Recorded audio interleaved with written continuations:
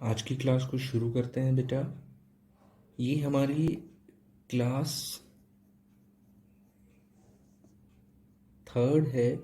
Real income और real national income और nominal national income, या नॉमिनल जीडीपी, रियल जीडीपी, आप इसको कुछ भी कह सकते हैं।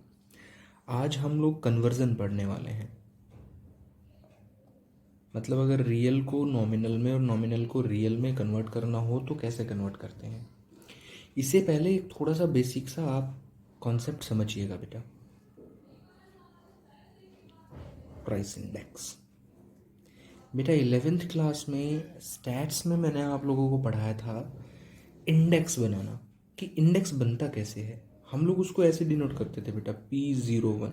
0 is the base year, 1 is the current year. उसके बाद हम लोग लिखते थे कि ऊपर प्राइसेस जो हैं, ये P प्राइसेस को शो कर रहा है बेटा। P1 करंट ईयर के प्राइसेस हैं, अपोन में ये प्रीवियस ईयर के प्राइसेस हैं। इसको मैं बेस ईयर भी बोल सकता हूँ बेटा, फ़र्क नहीं पड़ता। और इनटू में 100। तो ऐसे हम लोग एक प्राइस इंडेक्स बनाते थे। थोड़ा सा अगर आपको ये मैंने सिर्फ रिमाइंड कराने के लिए बताया है कि प्राइस इंडेक्स बनाया जाता है बेटा टू चेक इन्फ्लेशन। इन्फ्लेशन मतलब ये प्राइस इंडेक्स वगैरह बनते हैं बेटा टू चेक इन्फ्लेशन। इन्फ्लेशन और कुछ नहीं है बेटा, महंगाई बोलते हैं इसको हिंदी में। हम लोग महंगाई महंगाई करते रहते हैं, लेकिन पता कैसे चलता है कि कितनी महंगाई हो गई है। तो वो तरीका है ये कि हाउ टू चेक इन्फ्लेशन। तो उसके लिए आप प्राइस इंडेक्स बनाते हो। टाइप्स पे नहीं जाऊंगा मैं, कौन कौन से टाइप्स हैं, क्योंकि हमारे काम का नहीं है। तो प्राइस इंडेक्स बनता है P01। 0 is the base year, 1 is the current year. मतलब आप क्या देखना चाहते हो कि 2017 से 19 में कितने प्राइसेस चेंज हुए हैं। तो 17 हो गया बेस ईयर और 19 हो गया करंट ईयर। या जैसे अभी 20 चल रहा है तो 20 करंट ईयर। तो ऐसे ही आप कभी से भी देख सकते हो। अगर मैं देखना चाहूँ 2011 से और 2020 तक प्राइसेस कितने इंक्रीज हुए हैं, तो 2011 is the base year and 2020 is the current year. तो दोनों के प्राइसेस को अपोन में करके इंटू 100 कर लीजिए, is known as price index. बेटा यही कन्वर्जन रूल यहाँ अप्लाई होता है। P1 मतलब प्राइस ऑफ करंट ईयर, और करंट ईयर पे जो जीडीपी निकलती है is known as nominal GDP. देखो मैंने कोरिलेट किया है बेटा। P1 price of current year, और करंट ईयर पे जो जीडीपी निकलती है is known as nominal GDP upon जो GDP price of base year के बेसिस पे निकलती है is known as real GDP. और इनटू में 100 तो था ही, देखो ये रहा, मैंने एज इट इज लिखा है। और इधर इसको बोलते हैं प्राइस इंडेक्स। ये कन्वर्जन रूल है बेटा। क्योंकि सारा खेल प्राइस का ही है, तो कन्वर्ट भी on the basis of price ही होता है। तो कन्वर्जन रूल अप्लाई हो रहा है on the basis of price. तो इसके लिए हम लोग प्राइस इंडिकेटर बनाते हैं। इंडेक्स भी बोलते हैं इसको, इंडिकेटर भी बोलते हैं। तो ठीक है, तो प्राइस इंडेक्स ये आपका हो गया। तो प्राइस इंडेक्स से हम लोगों ने ये निकाल लिया। अब बेटा वो पूछता है, वो आपसे ये पूछेगा हाउ टू कन्वर्ट, या right the formula how to convert real GDP into nominal GDP.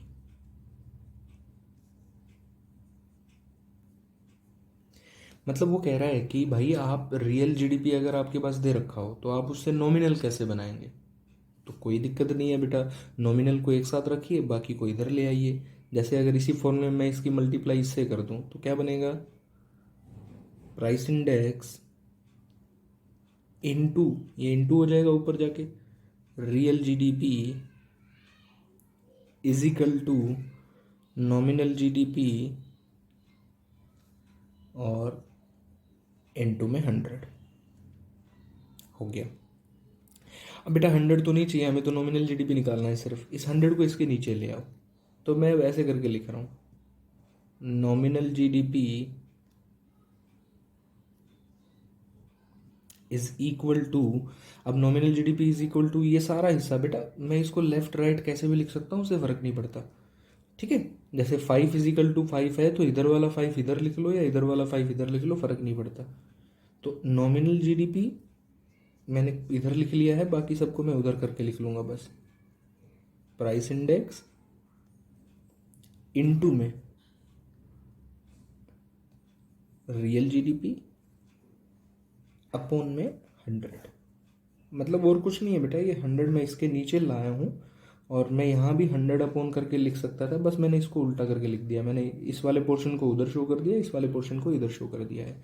तो ये फॉर्मूला हो गया बेटा, ये हमारे ऊपर वाले क्वेश्चन का आंसर है। ऊपर क्वेश्चन क्या था, how to convert real GDP into nominal GDP. मतलब आपको नॉमिनल निकालना है भाई और रियल दे रखा है, तो ये फॉर्मूला आपका हो गया। जब न्यूमेरिकल हम लोग करेंगे तो बेटा आपको ये फॉर्मूले बनाने की ज़रूरत नहीं है, लेकिन थ्योरेटिकल पार्ट में आपको ये सब करना होता है। बाकी आप डायरेक्ट ये फॉर्मूला यूज़ कीजिए, न्यूमेरिकल निकलेंगे। चलिए नेक्स्ट क्वेश्चन हमारे सामने आ गया बेटा, how to convert nominal GDP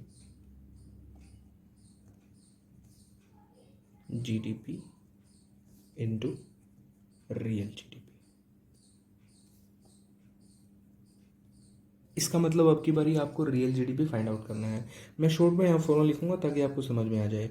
जैसे हमने यहाँ लिखा था प्राइस इंडेक्स, ये हमारा रियल फॉर्मूला था, इज इक्वल टू, मैं शॉर्ट में लिख रहा हूँ बेटा, nominal GDP upon real GDP और इनटू में था 100। मैं पूरा नहीं लिख रहा इसको, N stand for normal GDP and R for real GDP. अब देखो मुझे रियल निकालना है, तो रियल को इधर लाओ भाई, इसको इधर ले आओ। तो रियल जीडीपी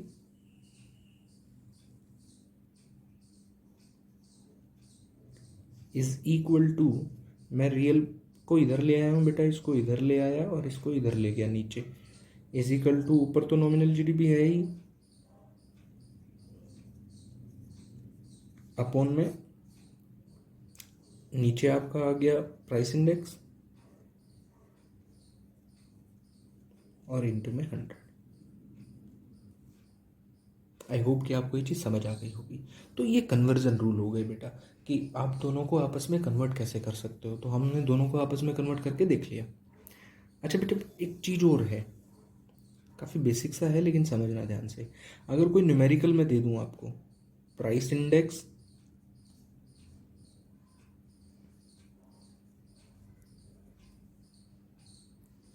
फिर मैंने आपको दे दिया सपोज नॉमिनल जीडीपी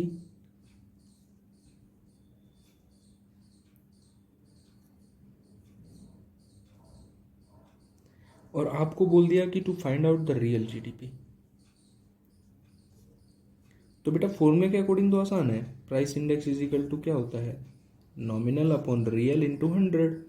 तो फॉर्मूले के अकॉर्डिंग मैं लिखूंगा, प्राइस इंडेक्स में मैंने लिख लिया 120, नॉर्मल जीडीपी में लिख लिया 240 नॉमिनल में, एंड रियल निकालना था, इंटू में 100 किया, इसको मैं इधर ले गया, इसको इधर ले गया, तो इससे इसको काट दोगे, 2 पे चला जाएगा, real GDP is equal to 200 is your answer. But मैंने आपको ये समझाने के लिए नहीं लिखा था ये सब कुछ, मुझे आपको ये समझाना था बेटा कि प्राइस इंडेक्स में ये 100 क्यों लिखा हुआ है अंदर। ज़्यादातर केसेस में 100 आपको लिखा मिलेगा बेटा, क्यों है समझना ध्यान से। जो इंडेक्स होता है ना बेटा, उसका जो बेस होता है उसको माना जाता है 100। उसके बाद जो यहाँ से रिजल्ट निकलता है ना बेटा प्राइस इंडेक्स का, जैसे जैसे मैं पहले समझा रहा था आपको कि प्राइस इंडेक्स करंट ईयर के प्राइसेस बेस ईयर के प्राइसेस इंटू 100 ये होता है। तो यहाँ से जो ये आंसर निकलता है ना, सपोज ये आंसर निकल गया 107, तो हम लोग इसका और इसका कंपैरिजन करते हैं और मैं कहूँगा कि 7% प्राइसेस इंक्रीज हुए हैं इस कंट्री में। दोबारा से समझो बेटा, इंडेक्स अपने आप से अपने पास एक बेस मान के चलता है, इज नोन एज 100, और उसके बाद जो आंसर आता है उसका इस बेस के साथ कंपैरिजन करता है और देखता है कि कितना इंक्रीज हुआ है। तो यहाँ पे अगर मैं कहूँ कि हमारा, जब मैं कैलकुलेट कर रहा हूँ करंट ईयर प्राइस और बेस ईयर प्राइस से, तो मेरा आंसर आ रहा है 107 और बेस हम लोग ऑटोमेटिकली मानते हैं 100। तो इसका मतलब 7% इंक्रीज हुआ है प्राइसेस में, किसी भी चीज़ के प्राइस 7% बढ़े हैं। तो ये जो 100 है न्यूमेरिकल में इसकी कोई वैल्यू नहीं है बेटा यहाँ। जितने भी न्यूमेरिकल आप मैक्रो इकोनॉमिक्स में करेंगे उसकी यहाँ पे कोई वैल्यू नहीं है, इस 100 को तो हमें इग्नोर करना है, ये बेस होता है एक तरीके का, ठीक है। लेकिन न्यूमेरिकल में लिखा मिलेगा बार बार, तो आप पजल नहीं होना, कभी इस वैल्यू को यहाँ पे पुट कर दें आप तो आंसर गलत हो जाएगा। जो सामने दे रखी है वो है रियल में प्राइस इंडेक्स, 100 नहीं है प्राइस इंडेक्स। तो इस चीज़ पे आप ध्यान दीजिएगा। मैं कुछ न्यूमेरिकल्स आपको दिखा रहा हूँ फटाफट। इससे पहले हम न्यूमेरिकल पे चले बेटा, एक छोटी सी चीज़ और समझ लीजिएगा।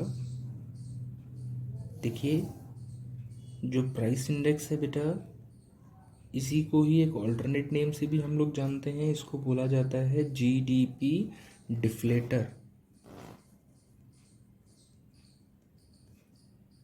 जीडीपी डिफ्लेटर इसको बोला जाता है, प्राइस इंडेक्स को ही बोला जाता है जीडीपी डिफ्लेटर। और फॉर्मूला मैंने आपको बता ही दिया, नॉमिनल जीडीपी। अब बेटा नॉमिनल जीडीपी की जगह नॉमिनल नेशनल इनकम भी लिखा आ सकता है, उससे फ़र्क नहीं पड़ता। रियल जीडीपी, कभी आप सोचें कि सर ये फॉर्मूला तो जीडीपी के लिए था, कोई फ़र्क नहीं पड़ता बेटा, कन्वर्जन रूल है ये। अच्छा, इसकी कोई डेफिनेशन आपसे पूछ ले तो जीडीपी डिफ्लेटर, तो आप कहना GDP deflator is the ratio of nominal GDP over real GDP. तो ये एक रेशो है, nominal GDP over real GDP. 100 के बारे में बेशक से मत बोलना डेफिनेशन में। तो इस तरीके से आपको इसको डिफाइन करना है। चलिए एक बार न्यूमेरिकल पे चलते हैं फटाफट। देखिए बेटा मैं बुक में आपको दिखा रहा हूँ। फर्स्ट ऑफ ऑल तो ये कन्वर्जन रूल देख लीजिए, नॉमिनल को रियल में कैसे कन्वर्ट करते हैं मैंने आपको बता दिया ये सारा। ये प्राइस इंडेक्स इधर आ जाता है, ये इधर होता है, बाकी सारी मैंने कैलकुलेशन इधर उधर करके आपको बता दी हैं। इसके बाद नीचे की तरफ चलें तो जीडीपी डिफ्लेटर है, इसी प्राइस इंडेक्स को ही जीडीपी डिफ्लेटर बोलते हैं। वही nominal GDP real GDP into 100 same ही होता है, और प्राइस इंडेक्स। अब एक बारी फटाफट न्यूमेरिकल्स को और देख लेते हैं। इससे पहले हम लोग फाइनल टॉपिक पे चलें, एक बारी फटाफट देखिए बेटा। Can real GDP greater than nominal GDP?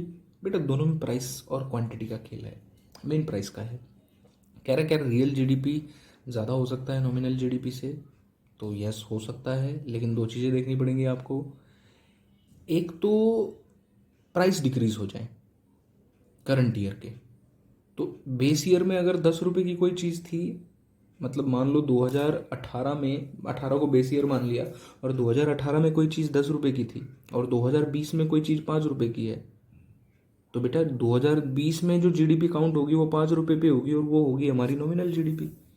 और जो 10 रुपये पे काउंट होगी 2018 के बेसिस पे, वो होगी रियल जीडीपी।